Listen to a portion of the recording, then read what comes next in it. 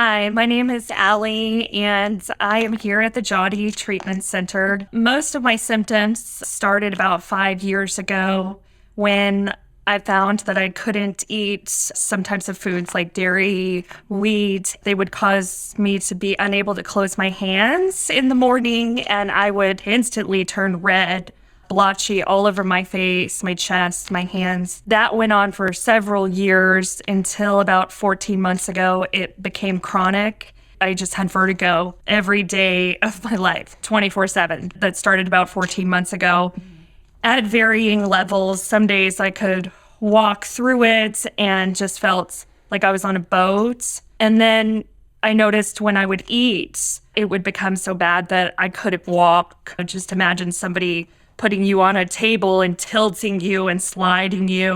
When I would walk, it would feel like the floor was dropping below me, and I could actually visually see as I would take steps, the floor would slide up and then back into place, like being in a fun house.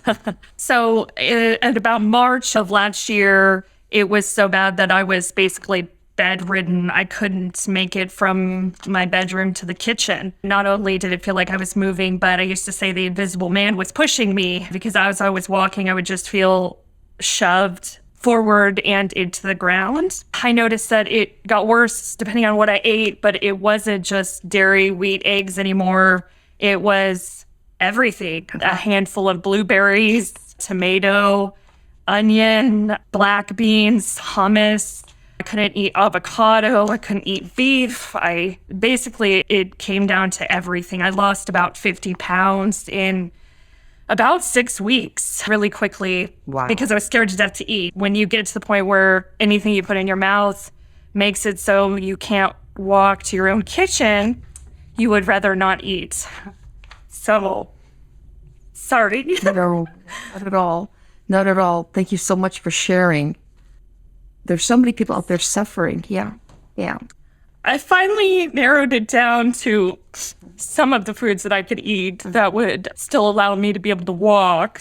I was living off of like chicken and brown rice and almost nothing else. I had gone to just about every type of doctor, several neurologists, ENTs, functional neurologists, massage therapists, regular doctors, had every type of test done. I went to naturopathic doctors.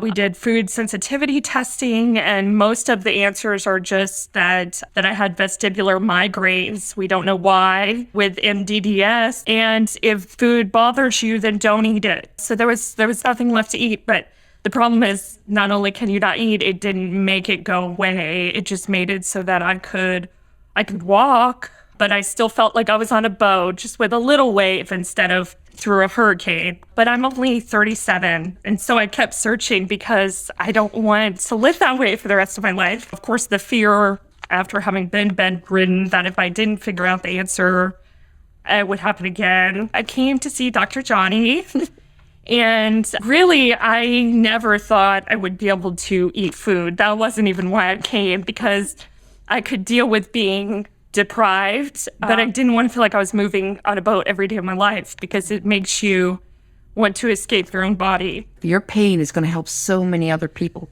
because that's what we see in day-to-day. These are the type of cases we get in calls, of course. So I came here hoping he could at least tell me why it was happening, because most people just talked to me and said, we really don't know. Vestibular migraines just happened, and you can try combination of drugs, which of course never works for me. They tried everything, all kinds of medications. And even when something did work, it didn't work very well. So my goal was really if he could just make everything stop moving and make sure that I wasn't going to get worse in the future. But he just, in the first few hours of meeting with him, he did more than all of the doctors combined, just with actually not just talking to me, but doing tests that actually showed me that I have Raynaud's, which my mother had, that I have POTS, and some other things that have to do with blood circulation. He was able to tell me why I turned blotchy and red, which, looking back, I have no idea why I couldn't find those answers, but it is a big problem with my autonomic nervous system misfiring. And all of these food allergies. Little did I know, I knew that food made my vertigo worse, but I didn't realize that it was actually coming from my guts and from my liver being dysfunctional, because doctors do blood tests and say, oh, your liver is fine, when really it's not, it's on fire. He did all of these treatments. After the first treatment, he encouraged me to eat food, which of course I was very scared to do. I ate, he told me to use onion, which I was very afraid of, when really all foods made it terrible. I cooked a little bit of food with the onion and then actually took the onion out. I didn't even eat the onion. It just marinated in there. And I had half of an apple, a Granny Smith apple. And by the nighttime, I was so dizzy that I actually woke up and I couldn't walk to the bathroom. I felt like I was falling into the wall. And my husband had to help me get to the bathroom, and I was so nauseous. And I got up the next day ready to come into the treatment center, and I will tell you, I was mad at him. I was telling my husband all morning, why did he make me eat that? I don't know why I listened to him. I can't eat food, and he just doesn't understand that I can't eat food. I'm not doing it again. And I came into his office, and now, normally, mind you, if I ate something, anything, it wasn't just a couple of hours, it was days, okay? So I would pay for it for at least 3, of increased vertigo. How many days? At least 3. Okay. From anything that would trigger me like that. That was a severe trigger to where I couldn't walk. So I was thinking, okay, now 3, 4, 5 days, I won't be able to function, which is why it was like, why did he do this to me? But that happens all the time. We tell people, so that he tells people it comes out. Because he wants to see it. What good is it if he doesn't see it? Because he's got to see it happening. So you go in there and fix the misfire. Right. But he brought me in and he did a new treatment on me. This was only day 2. I did the treatment for a couple of minutes and it was gone.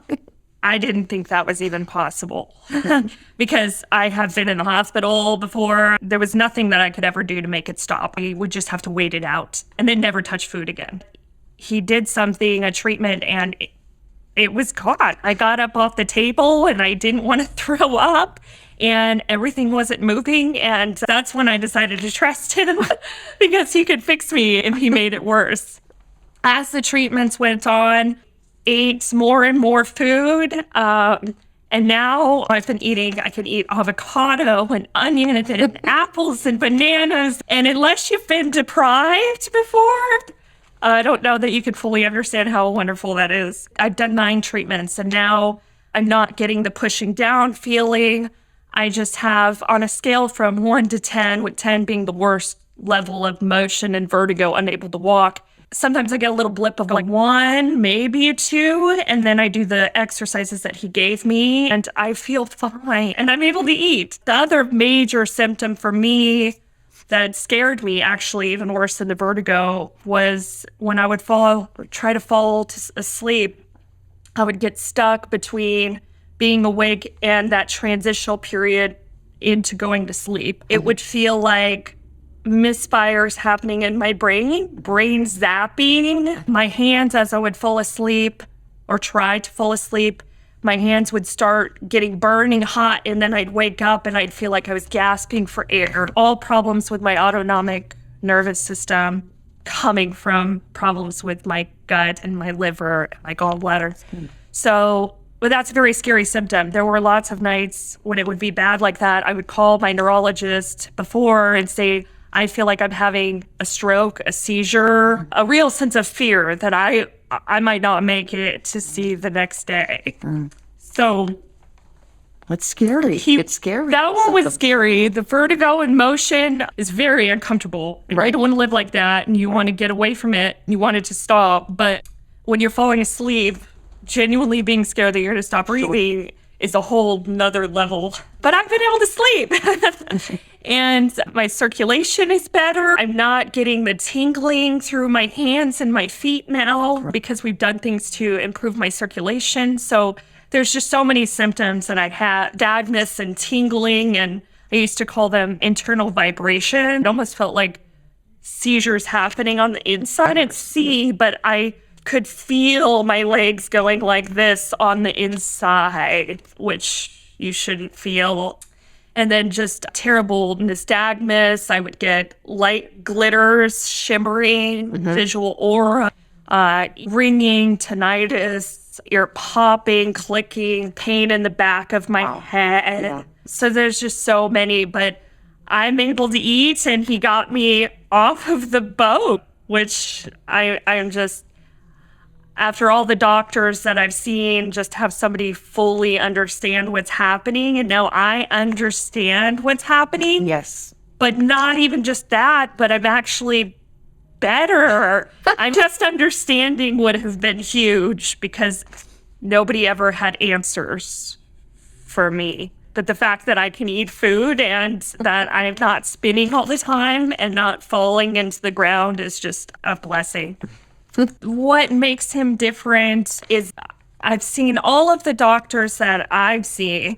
A lot of it is they listen to you and you try to get out your symptoms as fast as you can. Squeeze them down because you only get 5 minutes before, unfortunately, they stop listening. But they didn't, even if they listened, they didn't ever have anything to say about it. It was like I would say, I'm dizzy and all of these things are happening. And they would say, oh, that sounds like vestibular migraine. Try this medication and see if it works. Or just, that's weird.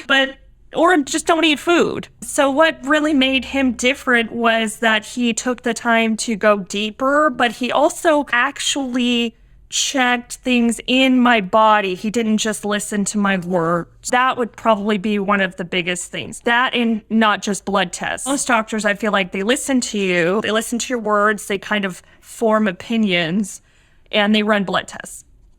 Dr. Jodie actually did different diagnostic things where we could look at the test being done and see it. So it wasn't just him giving his opinion, it was actual applications on my body that showed what was happening. And then the treatment wasn't just cover up the symptom so that you feel better. It was actually tracking it all the way back to what was causing the symptom and healing it, fixing it itself. So not through supplements or medications, but actually making it work so that you didn't need those things. He's definitely a whole different category from every other doctor that I've talked to. I've been to 12 to 15 different types of specialists, everything from naturopaths to functional neurologists to regular neurologists to multiple chiropractors. And even after seeing all of those people, the ENT would say, no, we don't think it's coming from your ear. We think it's coming from your brain. So then I would see the neurologist who would say, we're not really sure, maybe vestibular migraine, but we don't know. And I even went for vestibular rehab, which did absolutely nothing for me. So I've tried so many different things. Can you tell us what you couldn't do before and what you can do now? And what you're enjoying doing now? I couldn't eat. I couldn't eat food. It is so huge, but I feel like we take it for granted, the ability to eat. People say, I don't know how you can deprive yourself. You can if the consequences are that you cannot walk to the kitchen for 3 to 5 days. You would never eat again. So it wasn't really a choice that I wanted to make. But now I can eat food without being disabled, and I can walk. Some days with that pushing down feeling, it's not just walking like you're on a boat in a hurricane. It makes you unable to walk. You get a whooshing sensation from your head to your feet, like almost like electricity that will make you jolt.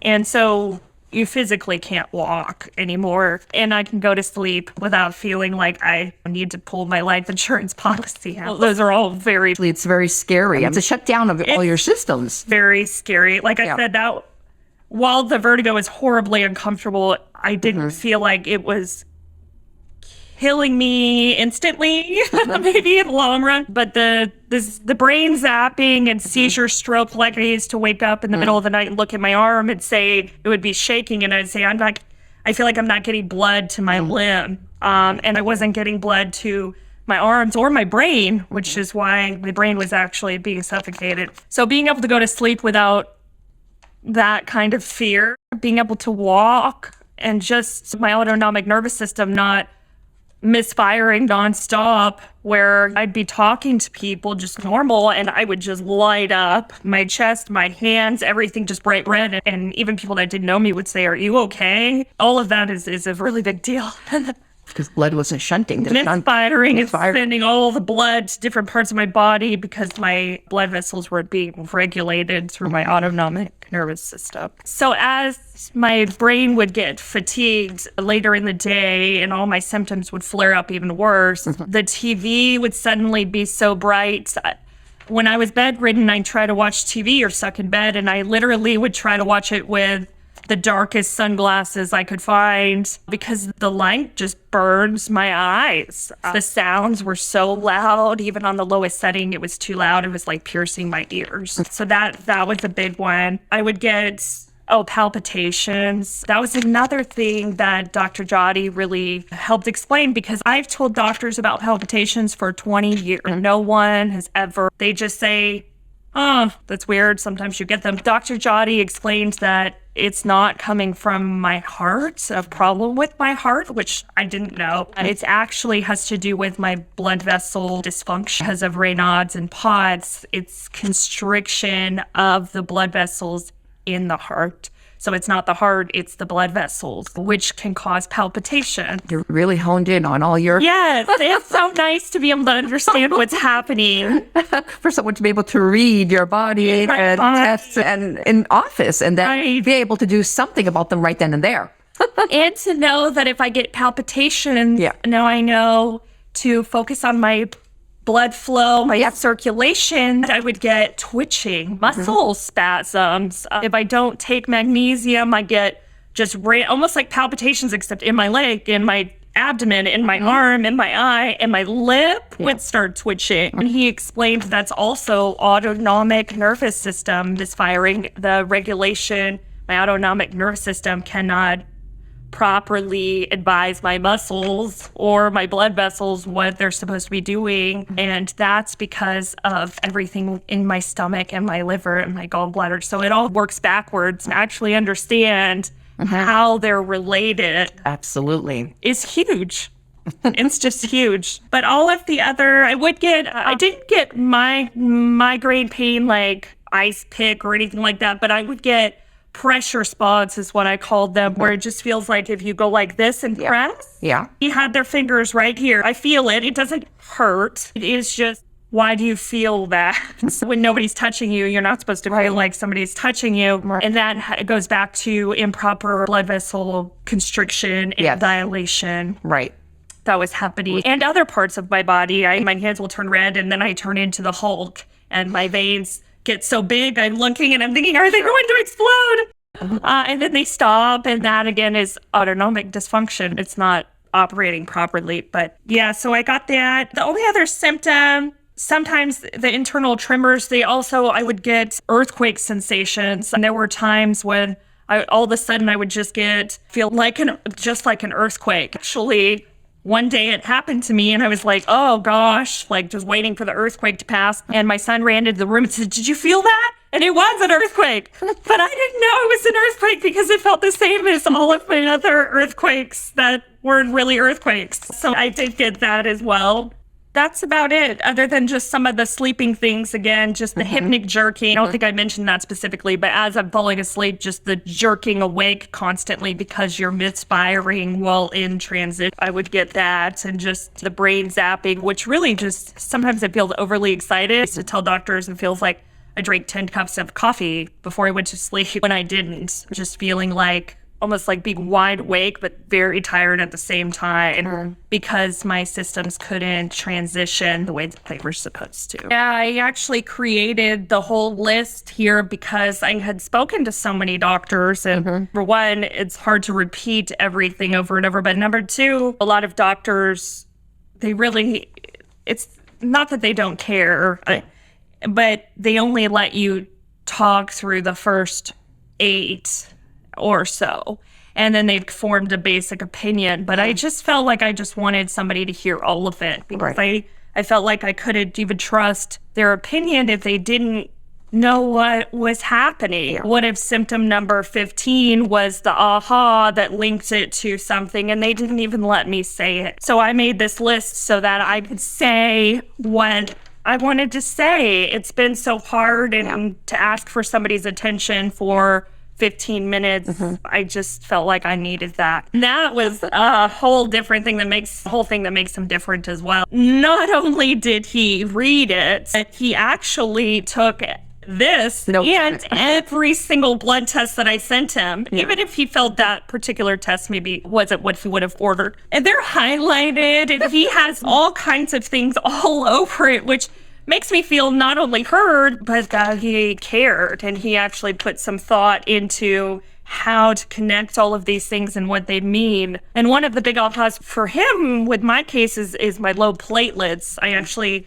have had low platelets my entire life. And so doctors have been talking about that for 25 years, but have never, not one doctor through all the doctors, all the tests, all the hospital visits, everybody just says, oh, that's weird. Low platelets, they're a little bit bigger than they're supposed to be. Shrug. That Dr. Joddy is the first one to say, that means you're not getting oxygen. When he was right, he actually did tests that showed that my tissues were being suffocated. And why no one else found that, I don't know. I'm not really sure why, but he did actually put thought into everything that I wrote, and with his knowledge was able to piece things together and show me what's going on in my body for the first time ever. We came here from Missouri, and like I said, I've been relentless in my search, as so many other people, just because quality of life, without that, you don't have anything.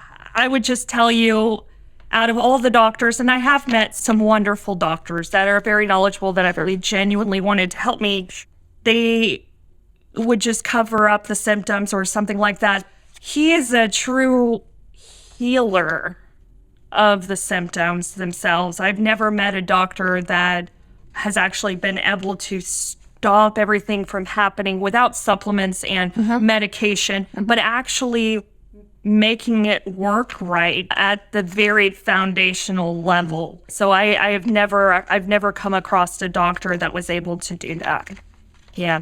So I genuinely feel that he could help save people's lives. Because you're not meant to every day think about you just need to live and let your autonomics be the autonomics and automate you, not have to think about what you're going to do. So it's like getting out of jail. You have your life, but you have your body back. It's a wonderful feeling, and it gives us great pleasure and passion. You said, oh, can Monty come? I'm like, sure, we encourage him. Oh, I'm so glad that he came. Because you were concerned about having Monty, and we're like, oh, we asked them to bring their significant. Yeah. I just know that he knows how hard it's been for me, and he loves seeing me better, and we can do more things, and I can eat. He doesn't watch me jerking awake at night, hopefully ever again. Do you have any other family as well? We have kids. I'm sure they were concerned for you. Oh, of course.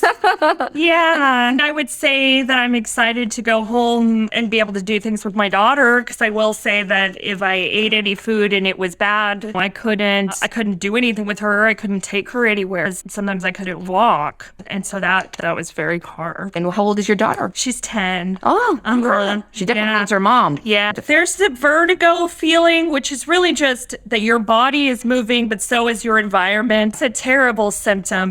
It feels like when I lay in bed, I feel like I'm sliding off the bed. I have to open my eyes to make sure I'm not falling off the bed. And when I'm walking, just a tilting forward, backward, to the side at different rates. If you're on a raft on the ocean, you're going to go with the wave at different speeds, and then a big wave comes. When I get tired, it adds in a new part, which is the weighted down feeling. It feels like suddenly you have a 20-pound bag of potatoes tied to your right foot, but not your left. So when you're walking, it's like gravity just got 20 times stronger, and you step and you're like, wow, I feel so heavy, pushed down into the ground. And then the next step is, only half as heavy, and then the next step is twice as heavy. And just the brain fatigue that comes with all of these nervous system going haywire. Your brain can't receive and send proper signals to the muscles. And so that one is very hard. And with that one comes whoosh sensation from my head to my toes, almost like being electrocuted and being weighted down. I actually know that there are a lot of people that suffer from that vestibular migraine. The group has been fabulous, and that's why I mentioned just people. I wish that I could send every single one of them to Dr. Jody. In the group, it's so many people actually like me, 15,000 people that feel weighted down, have nystagmus, have visual aura, that feel like they're on a boat nonstop, and they're all avoiding foods just like I was. Wow. Yeah. And they don't have any other answers, and they've traveled the world trying to find answers, and nobody has been able to. Post this video to that group. And actually, I wondered about that because I tried to post something yesterday just because I'm part of this group and we all try to share what helps us, and did a little post because I was like, I just feel like it was such a blessing that I just want to share it. If it could even help one person, save one person. Thank you, because the good that comes out of it to another life is what drives Dr. Jody's passion. Genuinely, I feel like it's saving my life. I watch these people suffer all the time. His effort goes into these hard cases. People try to avoid the hard cases. He wants the hard cases. Yeah. And like I said, I'd love for him to help everybody, but even just one life means so much. Yes. It's like if even just one person sees this post, the hard part was just that then they have so many questions. Tell me about this doctor. Tell me about what does he do for diagnostic? What does he do for treatment? What are his credentials? And I'm like, I can't go. It's just changed my life, and I just wanted to share that and point people in that direction. I just wanted to help anyone that I could help because I know how hard it is. In that particular group, there are so many people that are just like me. Yes. And I understand. And I'm like, I just want to show you what I've been helping. I can eat food. What is the name of that group? That one is called Migraine Strong. Migraine Strong. Okay. And there's lots of, we call us VMers, vestibular migraine. Yeah. And so there's a long list of us. We didn't even mention this is visit number. You've only been here for what? I've been here since last Monday. Today is Friday. 9 days mainly? Yeah, 9 days of treatment. Today will be the 10th treatment. It will be the 10th treatment. I would just say that there's a category of all the doctors that you've seen, and you might say this one was okay, this one was better, this was a good doctor, but you're still stuck with your condition. Some of them might give you, like my naturopath, she's wonderful. She gave me high-dose probiotics, and they did make me feel better. They didn't fix the problem, though, where it was starting. It was still just helping manage symptoms. Okay? But I do appreciate her. I understand every doctor can't know everything, but it was a lot of confusion and guessing and just symptom management. But here's all these doctors that you've seen. Dr. Jody is over here. He's not even in, only because he is actually healing and resetting the body. It's completely different. It's not even in the same. So if you've tried all of these, don't let it discourage you because you're actually shifting to a whole different thing. There is hope, Yeah, there is hope.